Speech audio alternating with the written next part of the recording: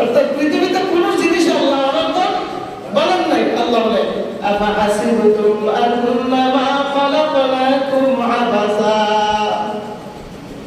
আন্নামা খালাকনাকুম আবাসা ওয়া আন্নাকুম ইলাইনা লা তুরজাউন। আল্লাহ রব্বুল আলামিন বলেন, বান্দা পৃথিবীতে তুমি যা কিছু দেখতেছো বান্দা, সমস্ত কিছু আমি আল্লাহ কোনো না কোনো কারণের জন্য বানাইছি, অনর্থক কোনো কিছু বানাই নাই। বলে যে প্রাণী জাতি এদেরকে কেন বানাইছে? আরে বান্দা তুমি জানো না, তুমি যে জমিনের মধ্যে বিচরণ করো, তুমি একটা ঘরের মধ্যে যদি তুমি হাঁটা চলা করো, এই ঘরের মধ্যে ময়লা হয় কি হয় না? হয়। ময়লা দূর করার জন্য চাবু দিয়া ময়লা গুলো দূর ফেলে দেয়। ওরে বান্দা তুমি জমিনের মধ্যে বিচরণ করবা, তুমি হাঁটা চলা করতে গিয়ে, চলাফেরা করতে গিয়ে অনেক ধরনের ময়লা করবা। এই ময়লা থেকে অনেক জীবাণু ধরনের, অনেক মারাত্মক ধরনের জীবাণু তৈরি হবে। জীবাণু থেকে অনেক বিষাক্ত পোকা, বিষাক্ত জিনিস তৈরি হবে। আল্লাহ রব্বুল আলামিন এই ধরনের জীবাণু থেকে তৈরিকৃত বিষাক্ত পোকাগুলোকে আল্লাহ তাআলা পাখি দ্বারা খাওয়ায় জমিনকে সাফ করায় দেয়। সুবহানাল্লাহ। কোন জিনিস আল্লাহ অনর্থক বানাইছেন? এই পাখি দ্বারা আল্লাহ তাআলা সব কিছু সাফ করায় দেন। শুধু তাই নয়, যদি বলেন রৌদ্র কেন আল্লাহ বানাইছেন, রৌদ্র বানানোর পিছনে আল্লাহ তাআলা উপকার আমাদেরকে দিয়ে দিয়েছেন।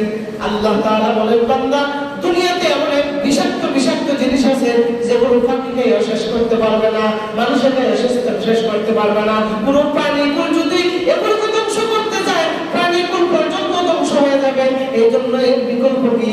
এর বিকল্প হলো আমি আল্লাহ সূর্যের তাপ দিয়ে এগুলোকে মারিয়া শুকাইয়ে একদম শুকিয়ে বানায় দেয়। সুবহানাল্লাহ। পৃথিবীতে কোন জিনিস আল্লাহ অনর্থক বানান না। আল্লাহ বৃষ্টি কিসের জন্য বানাইছেন? আল্লাহ তাআলা বলেন, বৃষ্টি বান্দার উপকারের জন্য বানাইছি। বান্দা শুধু টিউবওয়েলের পানি আর টিপটির পানি দিয়ে ফসলের মধ্যে কোনো বিচরণ করতে পারবে না, তার ভিটামিন আনতে পারবে না। যত ধরনের সার প্রয়োগ করো না কেন, এটার মধ্যে ফুললি ফুল ভিটামিন আনতে পারবে না, যতক্ষণ না পর্যন্ত মাওলার আসমান থেকে এই কুদরতি রহমতের বৃষ্টি না হবে, তোমার ফল এবং ফসল কোনোদিন সুস্বাদু হবে না। সুবহানাল্লাহ। প্রত্যেকটা জিনিসই আল্লাহ কিতা উপকারের জন্যই বানাইছেন। কোন জিনিসই আল্লাহ অনর্থক বানান নাই। প্রত্যেকটা জিনিসই আল্লাহ একটা না আরেকটার উপকারের জন্য আল্লাহ বানাইছেন। সুবহানাল্লাহ। বলে এই জমিনের মধ্যে এত আগাছা কেন, এত ঘাস কেন, এত গাছ কেন যেগুলো মানুষের উপকারে আসে, এগুলো বাকিগুলো কেন এই জমিনের মধ্যে আল্লাহ তাআলা উত্তোলন করে দিলেন।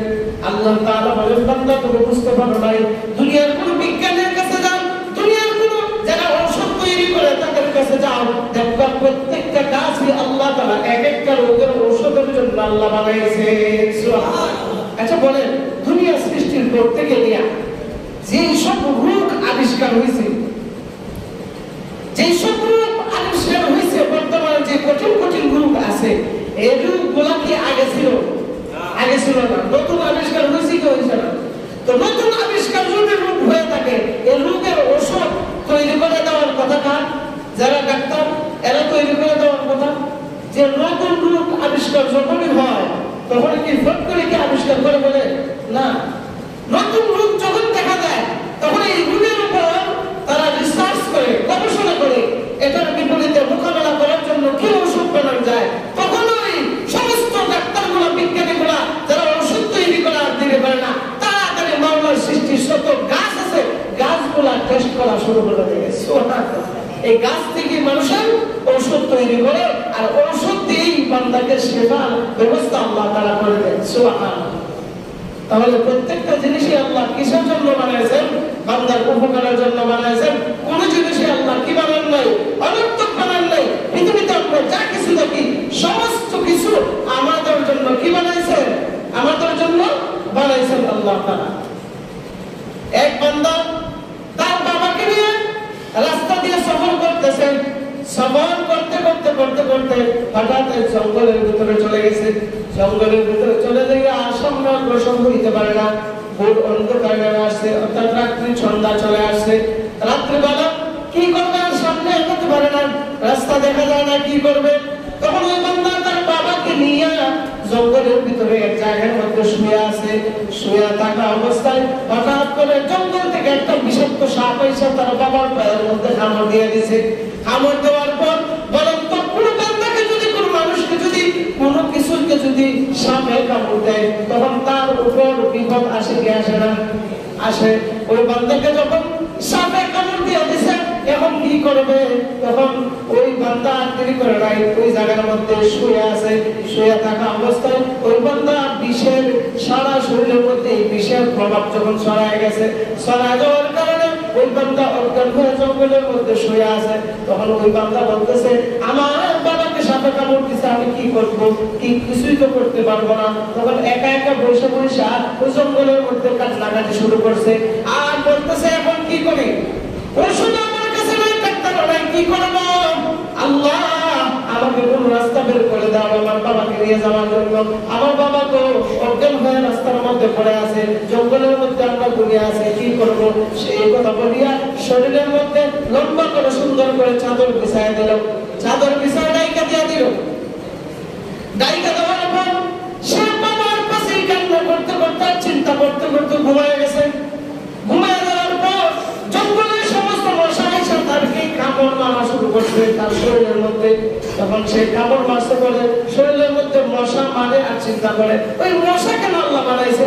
আমি এত ক্লান্ত, আমার বাবাকে নিয়ে এত টেনশন করতেছে, টেনশন করিয়া এই জঙ্গলের মধ্যে ঘুমায় আছি, কত কষ্ট আমার, আবার এই মশা এসে আমার ডিস্টার্ব দেয়। সুবহানাল্লাহ। মশা কিসের জন্য আল্লাহ বানাইছে? আমি আরামে শুয়ে আছি, আমাকে কেন ডিস্টার্ব করে? এর কারণ কি আমি তো বুঝতে পারলাম না। তখন আসমানের দিকে তাকায় বলে আল্লাহ এই মশাকে কেন বানাইছো?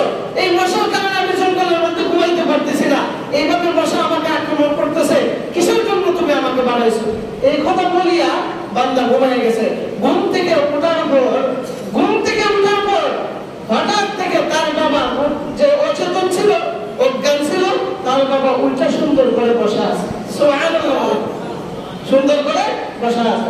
সাপে কামড় দিলে যদি তৎকালীন যদি কোনো চিকিৎসা না নেই, সাপে কামড় দিলে কেউ বাঁচা সম্ভব? বাঁচা সম্ভব?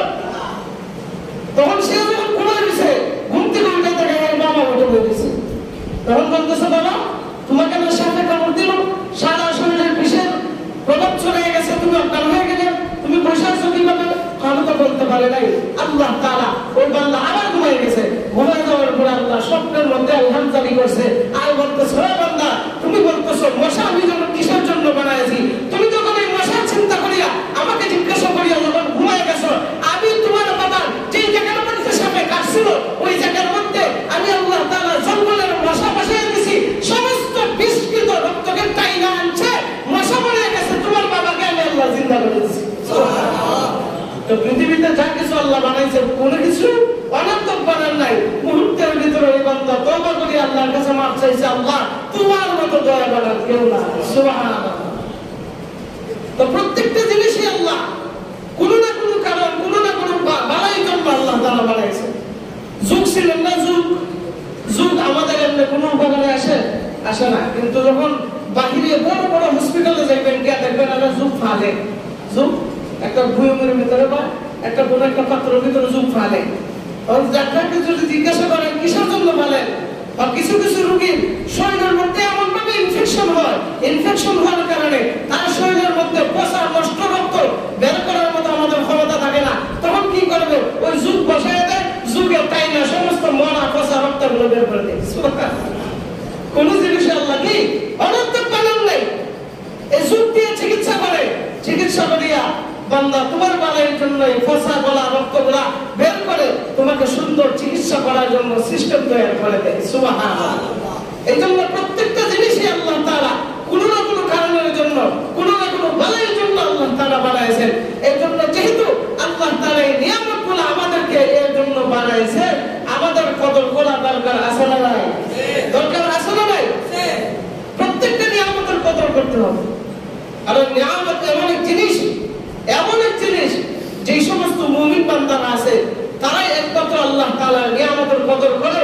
আর পৃথিবীতে যে নিয়ামত আল্লাহ তাআলা দিয়েছেন এই নিয়ামতগুলো নষ্ট করতে খুব হেফাজতের সহিত করে। এই জন্য এই নিয়ামতের কদর করতে হবে। আল্লাহ পাক রব্বুল আলামিন আমাকে বাঁচায় রাখছেন, এটা একটা নিয়ামত। কারণ দুনিয়ার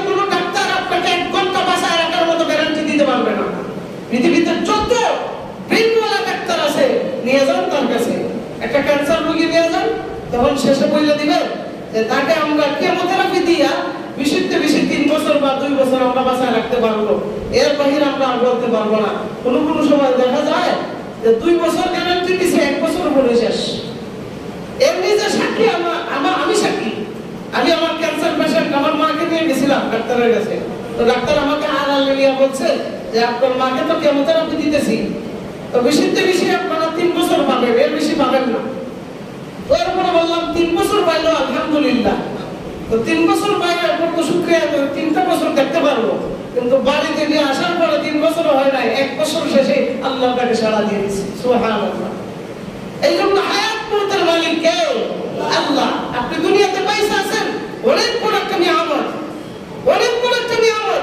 তাও পয়সা থাকার ক্ষেত্রে আপনাকে আল্লাহ তাআলা অনেক ধরনের বিভিন্ন ধরনের নিয়ামত খাওয়াই আল্লাহ বাঁচায় রাখছেন। সুবহানাল্লাহ।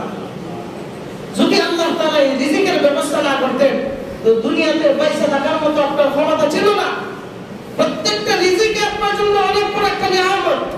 আপনি ভাত পাইছেন, ভাত ওইটাকে যদি আপনি নষ্ট করেন, এটা আল্লাহর দরবারে জবাবদিহিতা আছে। আপনি ভাত খাইতে পারেন না, ভাত খাওয়ার মতো আর আপনার চাহিদা জুটতেছে না, যেমন একটা পশুকে আপনি খাওয়াই দেন, মোরগকে খাওয়াই দেন, কুকুরকে খাওয়াই দেন, বিড়ালকে খাওয়াই দেন, অর্থাৎ ওইটা যেন কাজে লাগে। এরপরে দেখেন ওই ভাতটাকে আল্লাহ নষ্ট করেন না। আপনি যখন ফালাই দেন, ফালাই দেওয়ার পরে আল্লাহ তাআলা মাটির মধ্যে যেই আল্লাহ তাআলার প্রাণীগুলো আছে ওগুলো দিয়ে খাওয়াই আল্লাহ হালাল করে দেয়। সুবহানাল্লাহ। এগুলো আমি প্রত্যেকটা লক্ষ্য করি। আমি একদিন ভাত ফালাইছি, ভাত ফালানোর পরে দেখি বিভিন্ন জাতের পিপিলিকা আসছে, আইসা এগুলোকে খাই একদম খাওয়া বানাই দিয়েছে। সুবহানাল্লাহ। পৃথিবীতে যত নিয়ামত আপনি দেখেন, প্রত্যেকটা নিয়ামতের পিছনে যদি আপনি চিন্তা করেন, আল্লাহকে পাইতে আপনার এত দূর যাওয়া লাগবে না, আল্লাহকে একদম কাছে পাইবেন।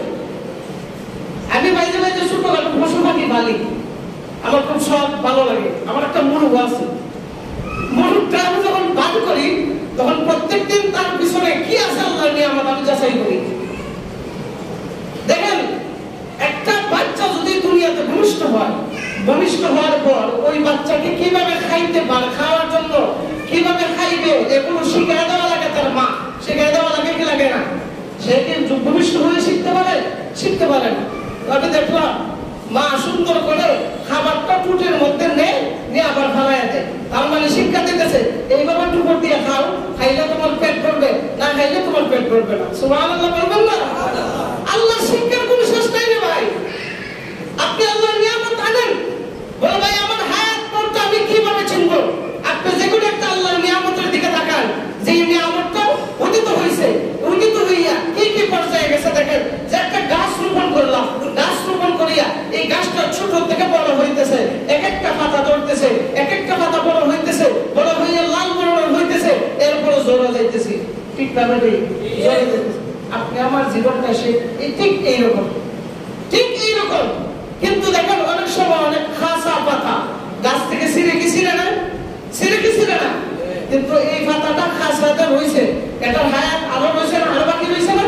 গাছের মধ্যে থাকলে এটা আস্তে আস্তে বড় হইয়া লাল বর্ণের হইয়া শুকনো হইয়া জড়ার কথা।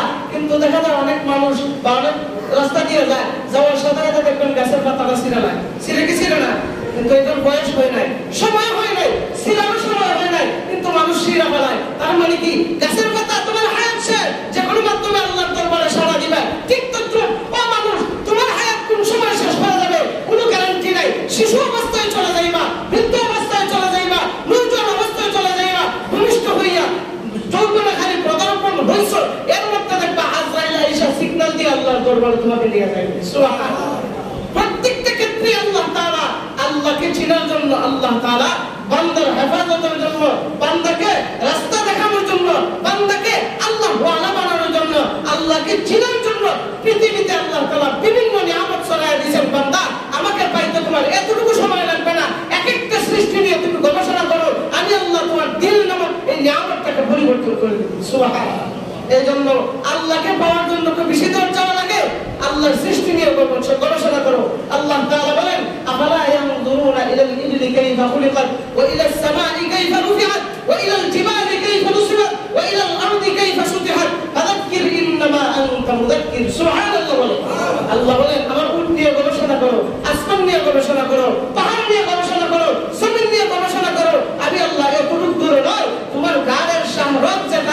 ওইটার চাইতে আরো বেশি নিকটে। সুবহানাল্লাহ।